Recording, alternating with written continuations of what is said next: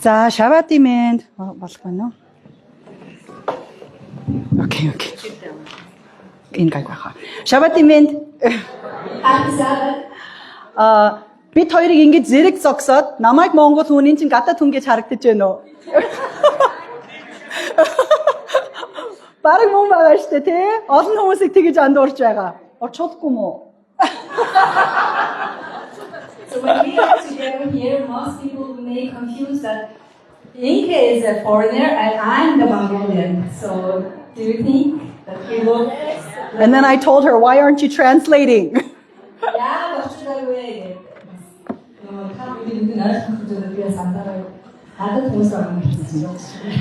Би ер нь монголоор ярих уу, яах уу гэсэн чинь одоо монголоор яриад англиар орчуулахад илүү эвгүй санагдаад байна, тий? Use my English, but it would be better for me to speak in English and have a translator in Mongolian. Yes. You will all have. Тимочраа сайн ойлгож байна уу? Би англиар ярина. Okay. Why is this not working? Okay. Дээр үед тэр ингэ явж байхад би энэс илүү борцуулж харсан гэдэг зарим хүмүүс энэ одоо Jonathan ярьж байгаа. Одоо энд орчуулдаг байна. Бүр ихнээсээ. Тэр санаад авчихсан. Надад юу өгчихгүй. Тэр хүнтэй ярьхгүй ингээд Jonathan энэ хүсэг аяг ярьдаг. Тэр хүмүүсээ ярьж байгаа.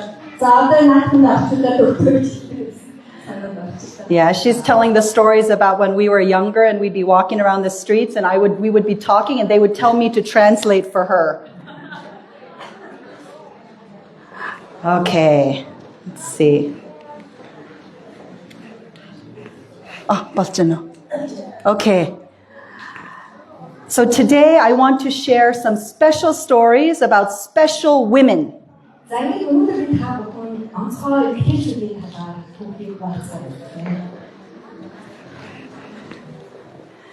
Please read the Bible verse in Mongolian. За ингээд Монгол хэлээр Библи ирсэн юм шиг сургаалт 31:30. Дур булан байдал хурамч бөгөөд гоо үзсэн ч хоосон.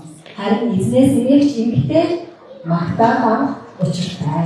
You know, as I get older, I'm getting more worried about my physical appearance.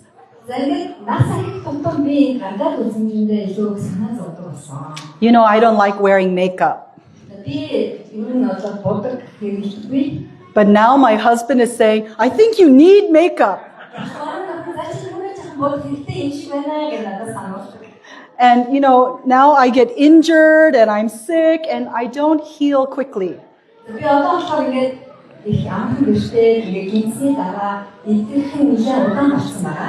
But I realize none of that matters. All we need to do is be faithful Christian women.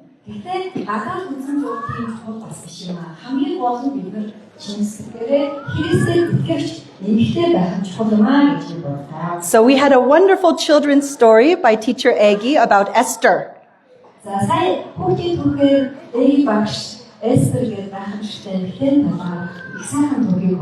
Esther is one of the famous women in the Bible, right?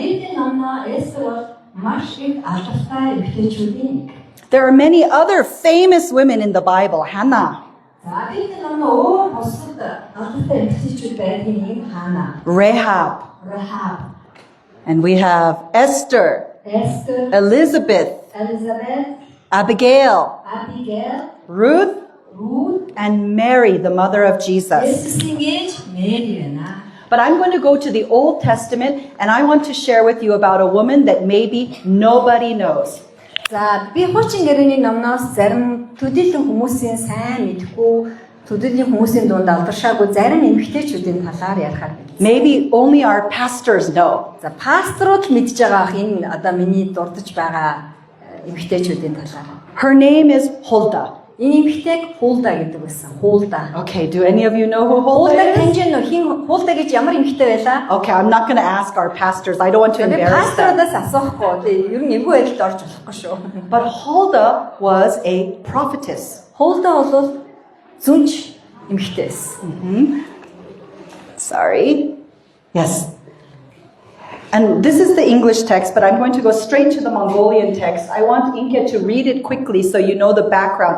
Huldah only appears in the Bible 2 times. За Хулда нь Библийн номноо 2 удаа л дурддагддаг. Тэгээд энэ болохоор Дэд хууль номын 34-ийн 22-оос 28. Do you want me to read all of it? Yes, read very quickly. Тэгээд Хилика болон хааны илгээсэн хүмүүс Шаломын эхнэр иш үзүүлэгч эмэгтэй Хулда руу явв. Шалом нь Хасерагийн ач Тогхатын хүү бөгөөд хувцсны агуулгын сахиул юм. Хулда Иерусалимд 2 дугаар дүүрэгт амьдардаг байв. Тэд мөнөөх зүйлийн талаар түүнтэй ярилцжээ. Тэрээр тэдэнд Израилийн бурхан эзэн ингэж айлтаж байна. Та нарыг над руу илгээсэн хүнд хэлэхтэн. Эзэн айлтахдаа үзэхтэн би энэ газар болон энтхийн орсон суугчид дээр гайхамшигыг буулгана. Тэр нь Юдагийн хааны өмнө тэдний уншсан тэрхүү ном бичигдсэн бүх хараал юм. Яагад гэвэл тэд уурлуулсан билээ. Тиймээс миний уур хилэн энэ газар дээр цутгах бөгөөд унтраахгүй гэж байна гэмээр. Танаас асуухаар та нарыг илгээсэн Юдагийн хаанд та нар үнийг хэлэх болно. Чиний сонссон үгсийг Израилийн бурхан эзэн ингэж айлтаж байна.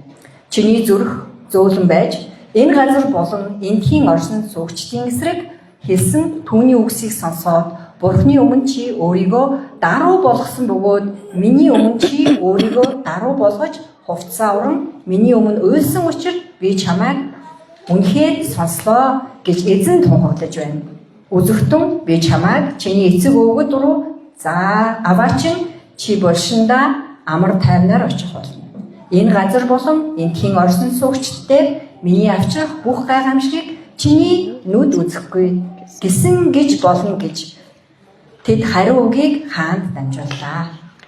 So this is a very interesting time period because in Israel, the whole country had apostatized, left God.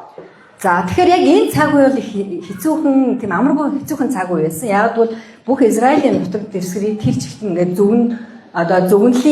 зөвгөнлөх биелэгдсэн дагуу ингээд эвгүй зүйл болох гоо тохиолдож байсан тэр үе. But then suddenly a child king appeared, Josiah, age 8. 8хан настай Йосая гэдэг хаан яг энэ үед Израилийн хаанаар тодорсон.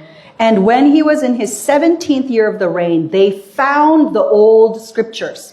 Тэгээ энэ тийм өмнө шугантай энэ цаг үед Josiah хааны 17 дахь жилд нэгэн судрыг олжээ. And the high priest Hilkiah read this to all the people.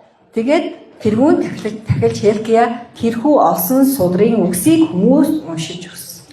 Many people repented and turned back to God at that time. Ингээд Бурханаас холдсон байсан тэр хүмүүс энэ номыг уншсны дараа гимшиж Бурхан руу хандцгаажээ. But as time passed, they went back to idol worship. Гэтэл цаг хугацаа өнгөрөхийг хэрээр хүмүүс буцаад шүтдэг болж нөгөө үнэн замаасаа ухарцгаасан. And now they are going back to war. Одоо ингээд дайн тулааны хэцүү цаг ирсэн. This is very interesting because at this time, King Josiah sent the high priest Hilkiah and his delegates to visit Huldah. Тэгээ яг энэ үед Йосая хаан болон түүний тэргүүн тахилчийг Хулда руу илгээсэн. Why? Хулда гэдэг эмэгтэй рүү. Яагаад юм бол? What was special about Huldah? Тэгээ яагаад юугаараа Хулда онцлогтой байсан юм болоо? She was one of only 4 women in the Bible who were called prophetess, female prophet. За эмэгтэй зүнч иш үзүүлэгч гэж нэрлэгдсэн 4 эмэгтэй Библийн номноо гардгийн нэг нь Хулда байжээ. The other 3 were Miriam, Deborah, and Anna. Нөгөө 3 нь Мириам, Дебра, тэгээ Анна гэсэн 3 эмэгтэй байсан.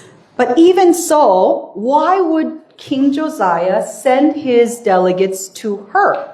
Тэгвэл яагаад Йосая хаан өөрийнхөө төлөөлөгчдийг Хулда гэдэг эмэгтэй рүү энэ зүнч рүү илгээсэн юм болоо? Do you know at that time, the prophet Jeremiah was also alive? Тэгвэл яг энэ цаг үед иш үзүүлэгч Ермая бас амьд байсан. So was Nahum. Нахум ч бас тэр үед амьд байсан. Zephaniah бас амьд байсан. and Habakkuk. Бас Хабакук ч гэсэн амьд байсан. 4 men who have books of the Bible named after them. Тэгээд Библийн одоо номны нэр бүхий дөрвөн иш үзүүлэгчд буюу те minor prophet гэдэг чинь тэдний нэрээр нэрлэгдсэн дөрвөн иш үзүүлэгч зөнчид ч гэсэн яг тэр цаг үед амьдарч байсан. Do we have a book called Huldah? Хулда гэдэг ном байдгүй Библиэлд. Does anybody even know Huldah? Ер нь хулда гэж хэмбэ гэдэг ер нь хэр баргийн хүмүүс бараг мэдэхгүй байх та. Why did he send the high priest? That's like the prime minister. Why did he send him? Яагаад тэрүүн Huldah? хэлчиг өөрөөр хэлбэл ерөнхий сайд хэмжээний албан тушаалтай хүнийг тэр хулда гэдэг эмэгтэй рүү Ясая. She had a good reputation and was trusted and well respected by everyone. Хулда гэдэг эмэгтэй маань олонний дунд нэр хүндтэй, бусад хүмүүсийн хувьд итгэлийн хүлээсэн нэгэн байсан. Obviously, King Josiah trusted what she had to say. Тийм учраас Ясая хаан тэр эмэгтэй хэлсэн үгэнд одоо үгийг итгэмжтэйгээр хүлээж авахар байсан. The high priest and those other high-ranking officials also respected her. Тэгээд одоо тэрхүү тэргүүн тахилч болон одоо тухайн үеийн тэрхүү одоо дээдсүүд бүгдээрээ энэ нэмэгтэй үгэнд итгэж хүлээн авдаг. Хүндэтгэн хүлээж авдаг гэжээ. She was honest and courageous and unafraid to speak the truth. Үннийг хэлэхээс айдгүй шудраг зоригтой эмэгтэй байсан. Think about it. Oftentimes, the messenger of bad news becomes the enemy. За тэгээд та бүхэн боддоо ингээд муу мэдээ дамжуулж байгаа одоо мэдээ дамжуулагч бол ер нь муу хүн болох гэдэг шүү дээ тийм Баг дайсан шүү дээ тийм. тийм дайсан ер нь бол дайсан болдог муу мэдээ дамжуулж Sometimes байгаа they гэдэг. kill the messenger just because they don't want to hear. Тэдний хүсээгүй мэдээг авчирсныхаа төлөө мэдээ дамжуулагч муу мэдээ авчирлаа гэдгийнхаа төлөө амнасаа ч алдах тохиолдол. She was prophesying the destruction and the captivity of the whole country. Тэгэхээр тэр эмэгтэй бүхэл бүтэн тэр улсын улс сүрэх тухай сүрлийн тухай мэдээг хэлэх байсан. But she was not scared to tell the truth. Яагтвэл энэ эмэгтэй үннийг хэлэхээс айдаггүй эмэгтэй. Black is black, white is white. Хар бол хар, цагаан бол цагаан. She was saying this to the king who could kill her if he wanted to. Өөрийг нь одоо сонсох хүсээгүй мэдээг зоригтойгоор хаан хэлж чаддаг эмэгтэй байсан. Хүсээгүй мэдээг нь өгснийхэн төлөө, хэлснийхэн төлөө хаан цаазаар авч боломжтой тийм нөхцөл байдал мэдээгээ дамжуулж чаддаг. Huldah was faithful and true to God even during a time of spiritual darkness. Энэхүү сүнслэг байдал итгэл бишрэлийн хувьд харанхуй байсан цаг үед ч гэсэн Huldah итгэл бишрэлтэй Бурханд үнэнч байсан. Almost the entire country had left the true God. Бүхэл улс орон ард түмэн бүхэлдээ жинхэнэ Бурханаасаа урсан байсан. But she remained faithful and preached God's word. Гэвч Huldah Бурханд үнэн чирээрээ Бурханы сайн мэдээг тунхагласаар байсан. Faithful. Итгэмжтэй, итгэлтэй байсан. I want to move forward now. We're fast forward in history to the New Testament time. За дахиад хуучин гэрээнээс одоо шинэ гэрээ рүү хэдүүлээ явцгаая. Another woman who's not very well known. Бас тэр болгон хүмүүсийн сайн мэдхгүй бас нэг эмэгтэй бий. Her name was Lydia. Лидия гэдэг эмэгтэй байсан. So who was Lydia? Лидия гэж хэн байсан болоо? Lydia was a businesswoman. За бизнес эрхлэлдэг эмэгтэй байжээ. And let's read this Mongolian Bible verse. За Монгол хэсгийг нь уншия. Шабатын Үйлс номын 16-гийн 13-аас 15. Шабатын өдөр бид хотын даамар хаалганы гаднах гол руу очив. Тэнд залбирлын газар байгаа болов уу гэж бид бодсон юм. Тэгээд тэнд сууцгаач цугласан эмэгтэйчүүдтэй ярилцлаа. Тавтер хотоос ирсэн нийл ягаан өнгийн бүс даав худалдаадаг Бурханд мөргөгч Лидия гэгч нэгэн эмэгтэй тэднийг сонсож байлаа. Паулын ярьж буй зүйлсийг анхааруулахын тулд эзэн тэр эмэгтэйн зүрхийг нээжээ. Тэрээр гэрийнхнийхээ хамт баптизм хүртсэний дараа хэрв та нар намайг эзэн итгэмжит гэж үзэж байгаа бол манад ирж байгаа чимээ ятгаснаар биднийг дийллээ. If we read this carefully, she only shows up in a couple Bible verses also. За эндээс бид нар анхаартай ажиллах юм бол Лидия гэдэг эмэгтэй нэр маш цөөхөн Библийн шинэ гэрээний номноо дурддагдсан байдаг. It says that she was from the city of Thyatira. Театр гэдэг хотоос Тавтер гэдэг хотоос ирсэн эмэгтэй байж. And this is taking place in the city of Philippi. За Филиппи гэдэг хотын орчим шүү. За. Where is this? Одоо Филипп гэдэг газар хот нь хаана байд юм бол Thyatira, where is this? театр Тавтер гэдэг This is хаана байд юм бол in Greece. Грек одоогийн Грек шүү дээ. Тавтер Actually, even then it was Greece. тэр үед Macedonia. Македония буюу Грекийн одоо нутаг дэвсгэр дээр байсан Тавтер гэдэг хот одоо энэ маань Грекийн нутаг дэвсгэр дээр оршин. If we read prior to this, this is talking about Paul's travels to visit and share the gospel. За тэгэхээр энэ хэсгийг хэвлэлээ бид нар ингээ харахаар энэ дээр Пол ингээд ойролцоо хотуудаар яваад сайн мэдээ түгээж байсан тэр газруудын нэг байна. And previous verses say he tried to go to Asia, but he was not allowed. Аз руу явах энэ өмнөх хэсгээр болохоор Паул Аз руу явах гэж байсан боловч тийшээ явж чадаагүй учраас тэр ойролт орнотын орчноор явсан. Who stopped him? Хин Паулыг зогсоосон юм бол The Holy Spirit ариун сүнс зогсоосон. sent him instead to Philippi.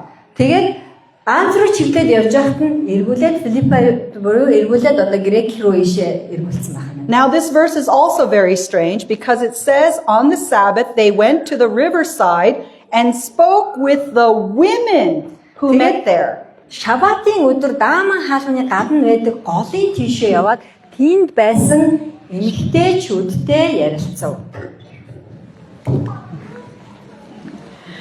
Why were the women gathering at the river? Яагаад эмэгтэйчүүд голын дэргэд байсан юм бол? Why was it on the Sabbath day? Яагаад шабат өдөр тэд нар голын хажууд байсан юм болоо? These are Greek women. Энэ грек эмэгтэйчүүд байсан. But it says, Ellen White tells us that Lydia and these women were seekers of the truth. Элен Вайтийн ном бичснээр бол энэ Лидия болон энэ бусад эмэгтэйчүүд үннийг эргэлхийлэгчд байжээ. They had actually converted from polytheistic Greek gods to Judaism.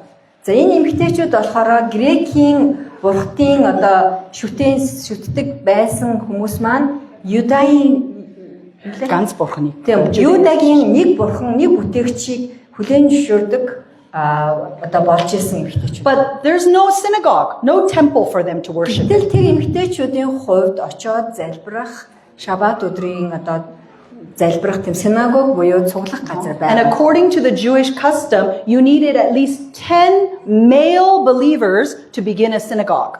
Тэгэхээр синагог буюу одоо нөгөө нэг сүмтэй болохын тулд Юудын заншлаад дор хаяж 10 одоо насанд хүрсэн эрэгтэй хүн байжээ синагог үүсдэг байжээ. So they had no church to worship in, but they wanted to worship on Sabbath. So they went to God's nature and worshiped and prayed on their own. Эдгээр эмэгтэйчүүдэд очоод цуглааны газар сүмийн байр байгаагүй ч гэсэн Бурхны бүтээсэн байгальд суугаад Бурхны үгийг хуваалцгааж байжээ. God prevented Paul from going to Asia, and instead he sent them to meet these women. Тэгээд Аз руу зориод явж исэн Полыг эргүүлээд голын ирэг дээр сууж байгаа. Энэ хэдийн эмэгтэйчүүд рүү Бурхан Полыг чиглүүлсэн байна.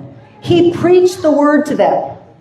Ингээд тэдгээр эмэгтэйчүүдэд Бурхны үгийг Пол номложээ. And it says that Lydia accepted wholeheartedly. Яг энэ үед Лидия бүхий зүрх сэтгэлээрээ сайн мэдээг хүлээн авсан. So, what was special about Lydia? Тэр Лидия юугаар онцгой байсан байх нь? She was a hard worker who became successful and wealthy in her business.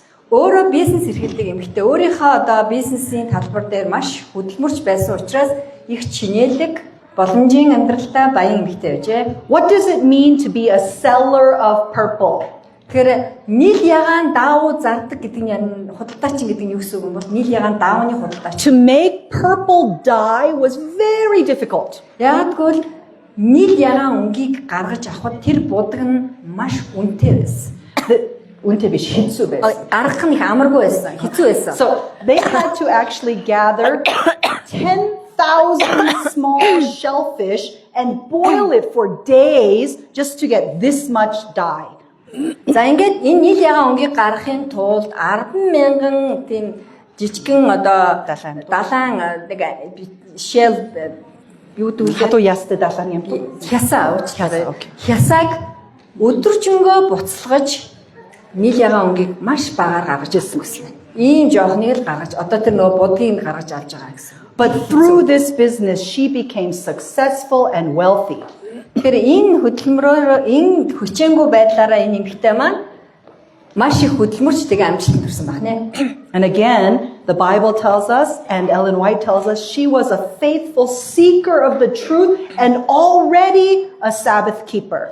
Тэгэхээр энэ эмэгтэй маань бичснээр Шабатыг сахидаг, жинхэнэ үннийг эрэлхийлэгч эмэгтэй байжээ. That must have been very difficult to do in a culture that's male-dominated and polytheistic. За одоо олон шүтдэг тэгээд эрчүүдийн одоо энэхүү ертөнцид эмэгтэй хүн энэ хэмжээний амжилт гаргаж амьдрна гэдэг бол үнэхээр одоо ёстой хэцүү хүн байсан. She was proactive, trustworthy, and influential. Энэ эмэгтэй маань үнэхээр маш их идэвхтэй, тэгээд итгэл даахуйц тэгээд бусдад нөлөөлөх чадвар сайтай хүн байсан. She was the one who went to these activities that nobody invited her to. Хинч өрөөг байхад өөрөө санаачлан одоо энэхүү уулзалтуудыг суглаануудыг гаргаж ирсэн байна. And when she accepted the truth and she went home, what does it say? Тэгээд итгэл бишрэлдээ одоо энэ зөв гэдэг үннээ олж мэдэнгүүтээ юу гэж хэлсэн бэ? She went home and convinced her whole family гэр to бүлийн also follow. бүгднгийн итгэл бишрэлдээ өөрийнхөө итгэсэн тухайн зүйлдээ одоо хуваалцаж дагуулсан байна. And they listened to her. Ингээ бусдын ч гэсэн тэр эмэгтэйн үгийг бүгд уулгартаагаар сонсож байсан. She was assertive, generous, and hospitable. Маш шийдэмгий тэгээд үнэхээр одоо найрсаг өгөөмөр нэгэн байжээ. After she accepted the truth, what did she say to Paul? Тэгэхээр үннийг хүлээн авсныхаа дараа энэ Лидия маань Полд юу гэж хэлсэн бэ? Please come to my home. Манай гэрт ир, манаа дээр гэж хэлсэн тийм. Paul said, no, it's okay. Пол үгүй зүгээрээ гэж татгалцгаад Then did she say, okay, bye? тэгээд баяртайгаа явцсан уу?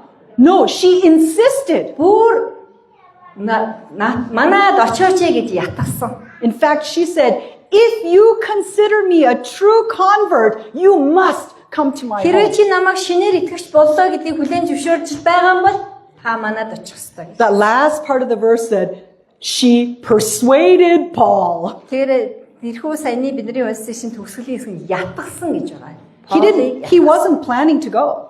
Зүгээр тэгээд явхааргүй байсан. But she was so hospitable. Please make my home your home base. Чин сэтгэлээсээ ингээд найрсгаар ятган гуйсан учраас Пол зүгээр явчихалгүйгээр үгэнд нь орчээ. In fact, if you read later in this chapter in verse 40, the Bible tells us after Paul and Silas was freed from prison, what happened?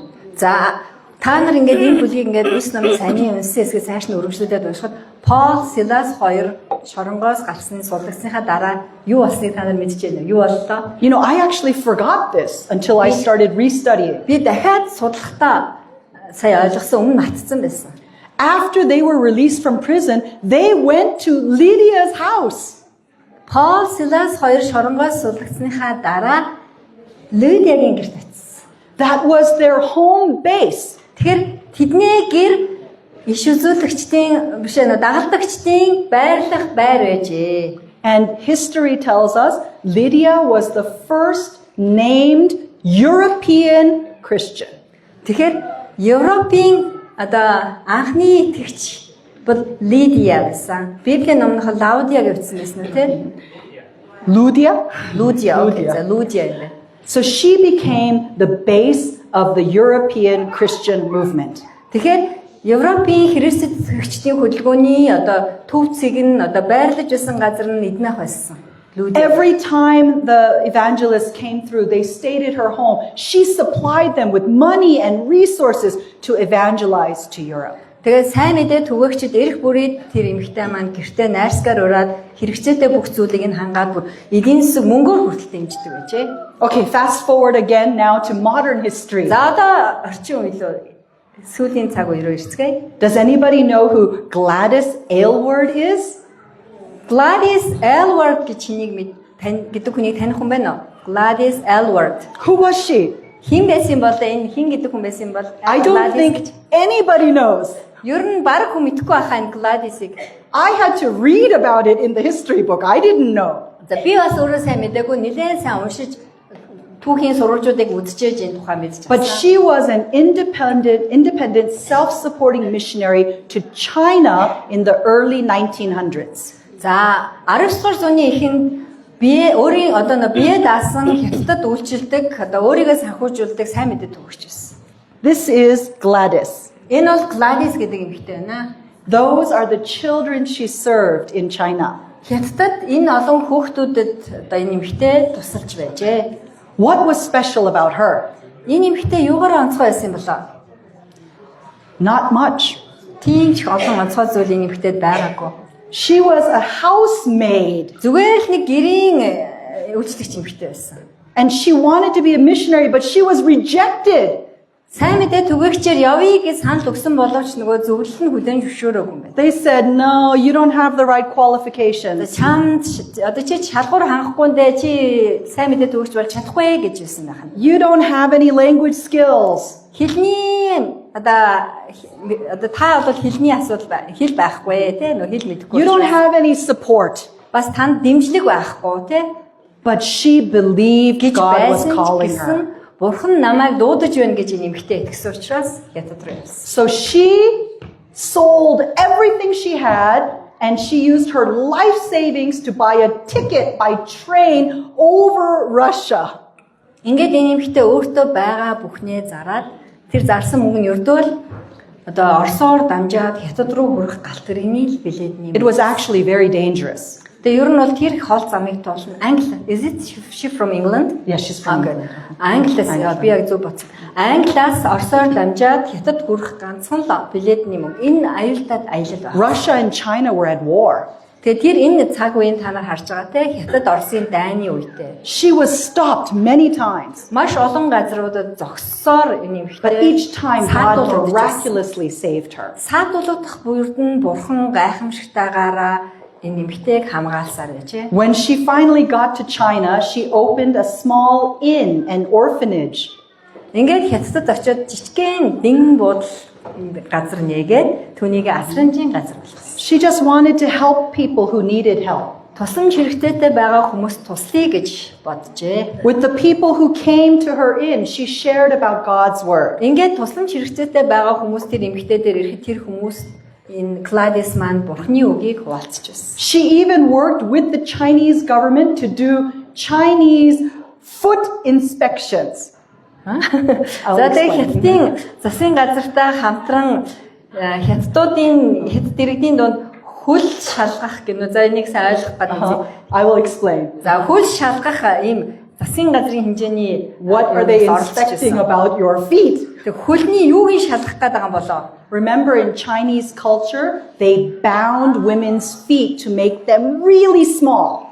За тэр үед хятадуудын уламжлал ёсоор хятад эмэгтэйчүүдийн хөлийг ингээд давсалж боогоод нөгөө нэг жижигхэн шувуу хөлтэй юм шиг болгочдөг байсан.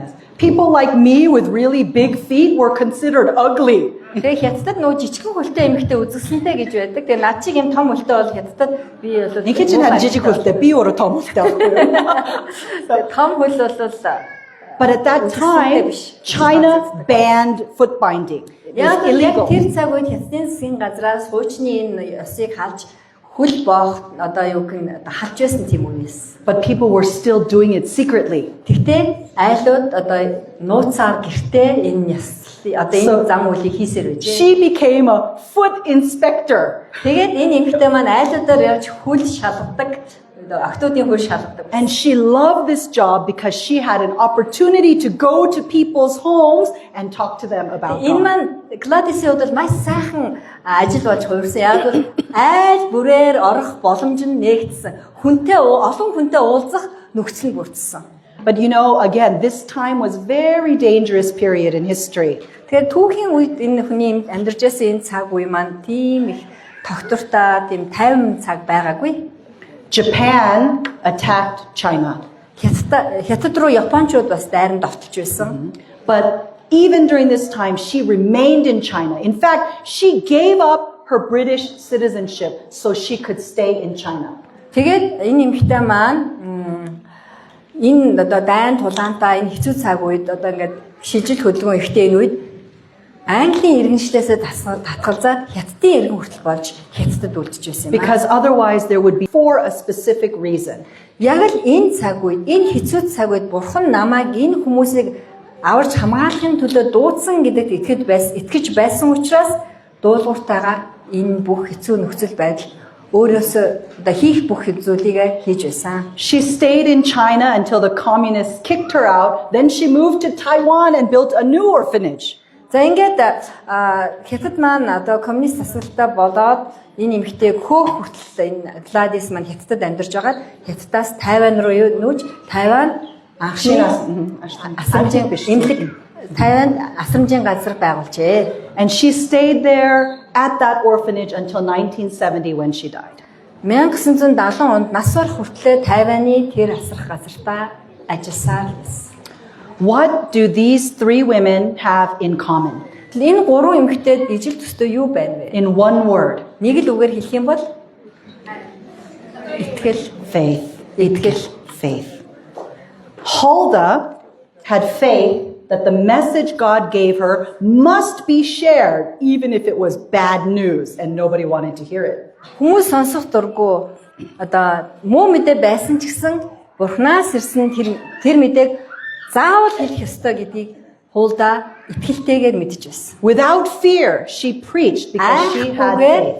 Тэр эмэгтэй итгэлтэйгээр үннийг тунхаглаж чадсан. Lydia had faith that led her to become a Jew and then a Christian and keeping the Sabbath with Jesus' saving grace. Есүс Христийн авралын нэгүслэр Шабатыг бүрэн сахиж Есүс Христийг аврагчаа олгон хүлээн зөвшөөрөхийн тулд Юудан шашин хүртэл ороод дараа нь Христэд итгэж болж байсан юм байна. Gladys had faith to go when God called, trusting that he would provide her with everything she needed. Өөртөө байгаа бүх зүйл өөрт нь дутагдах ч гэсэн бүх зүйлийг Бурхан хангана гэдэгт итгээд Gladys Бурханы дуудсан газар руу явах газар руу зоригтойгоор явж чадсан юм байна. It doesn't matter who you are. Та хинч байж болно.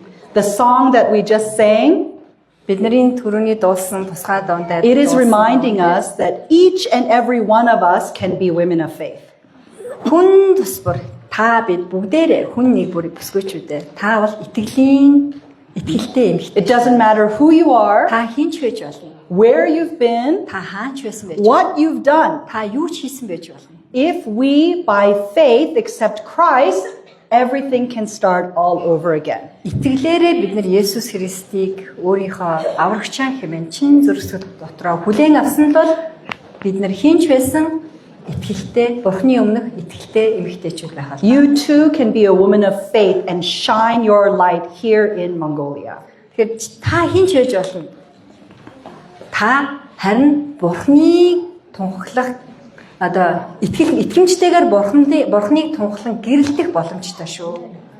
Today, God is calling all women of faith of every age and generation, from our young children to our grandmothers. God is calling you. Яг өнөөдөр энэ мөчид Бурхан таныг дуудаж байна. Та хэдэн настай ч байж болно. Тэр бяцхан охтуудаас эхлээд өсвөр насныхан бүсгүйчүүд, настай эмэгтэйчүүд, эмээч байсан та нарыг бүгднгийн дуудаж байгаа шүү Бурхан. Remember, all of the outside doesn't matter. Гаднах зүйл огт хамаагүй. Charm fades, beauty passes, Гаднах өнгө үзэмж, but a woman who fears the Lord, she shall be praised. гаднах өнгө үзэмж тийм чухал биш. Гэхдээ таны дотор байгаа тэр итгэмжтэй байдал маань хамгийн чухал байд юм шүү. I pray today that we also will become Huldas, and we will be Lydias, and we will be the Gladyses of this final generation. Ингээд дэлхийн сүүлчийн цаг үед бид нар амьдарч байгаа. Энэ цаг үед бид нар бүгдээрээ Hulda шиг, Lydia шиг, Gladys шиг